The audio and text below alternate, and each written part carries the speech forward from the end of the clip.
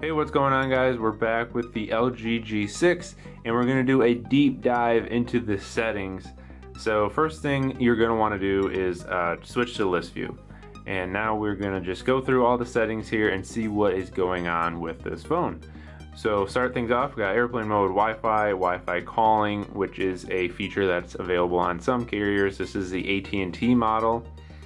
Bluetooth, data manager.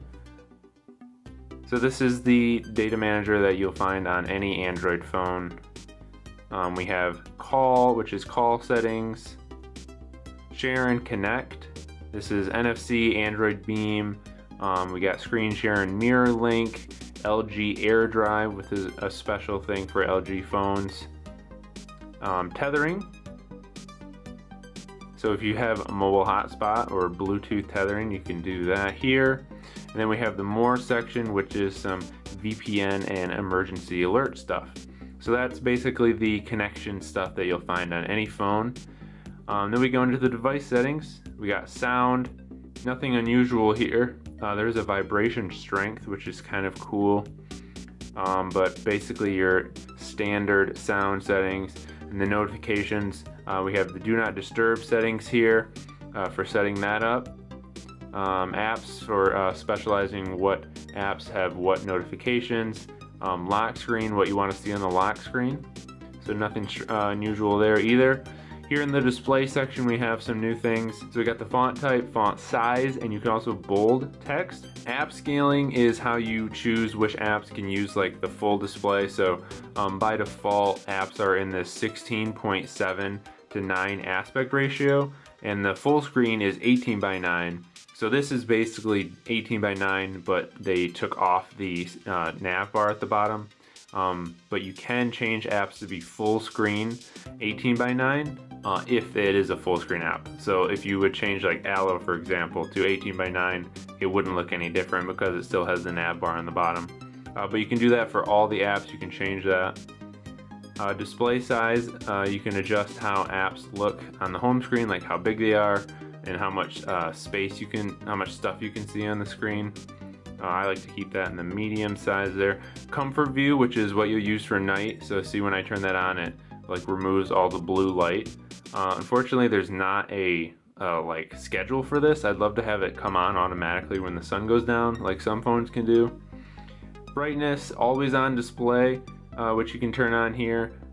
This is the thing that has the clock and notifications when your phone's off, so you can have analog, signature, digital clock, and then you can have that turn off at night, which is kind of cool.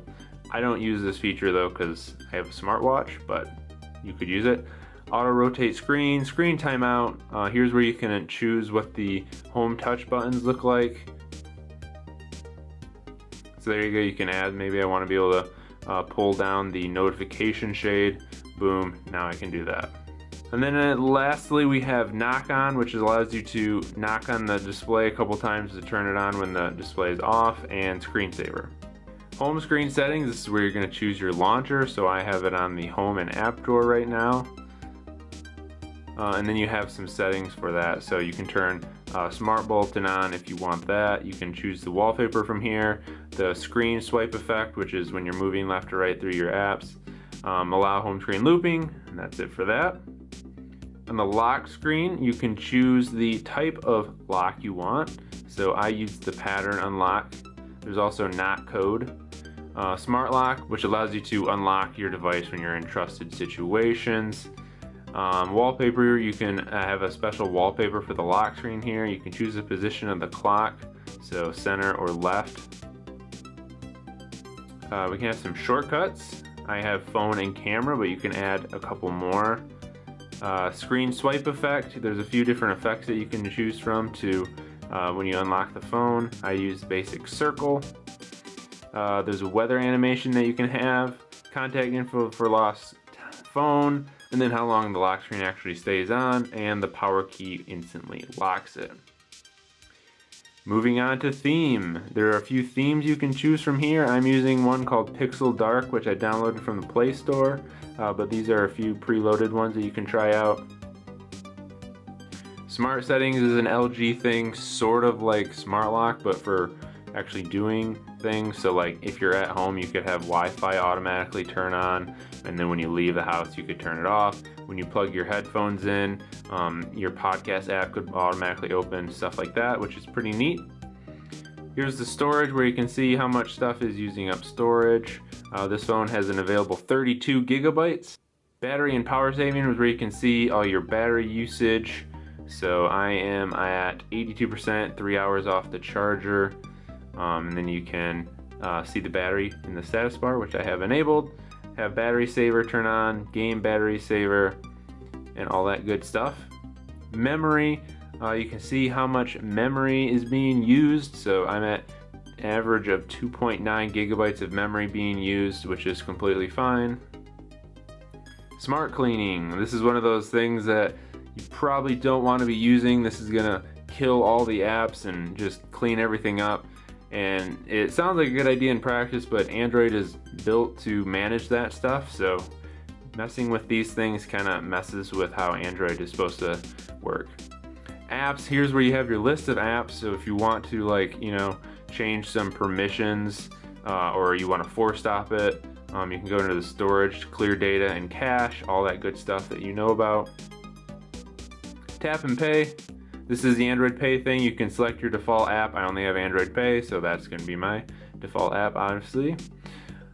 Okay, so now we're in the personal section. We have location, where you can choose which location you want to use.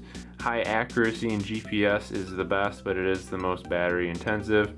Fingerprints and security, where you can set up your fingerprint and choose to do more stuff in the lock screen, or you can have content lock, which you can hide like photos and quick memos behind. You can encrypt your SD card, do a secure startup, so protect your phone with a lock when it powers on, which is something that you should probably do.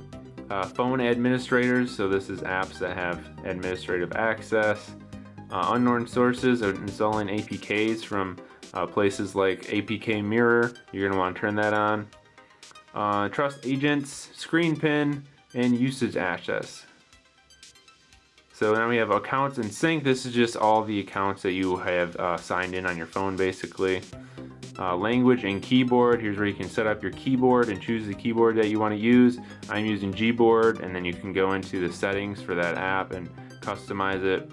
You got text-to-speech output. I'm using the Google text-to-speech engine.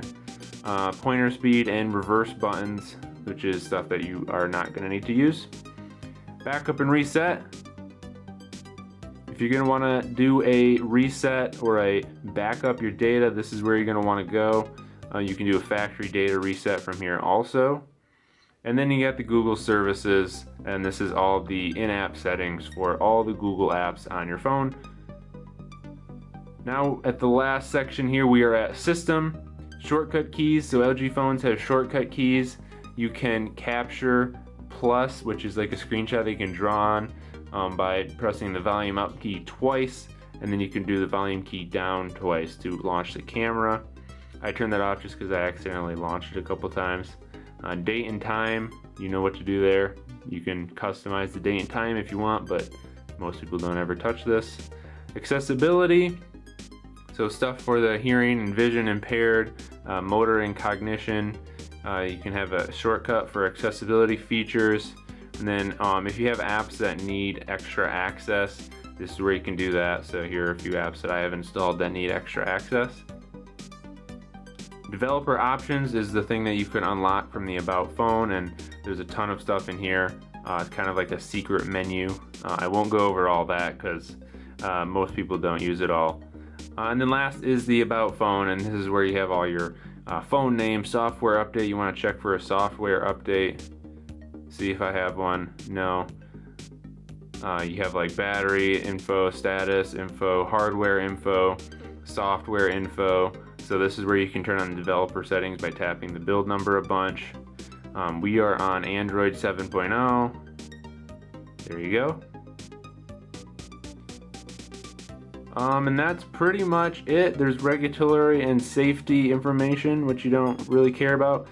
But that's the settings. That's everything that's going on in the LG G6. It's a lot of stuff. There's a lot of features in these phones, and a lot of this stuff you'll never touch, but some of it is good to know about. So hopefully this filled you in on everything that you can do with the G6. Thanks for watching, guys.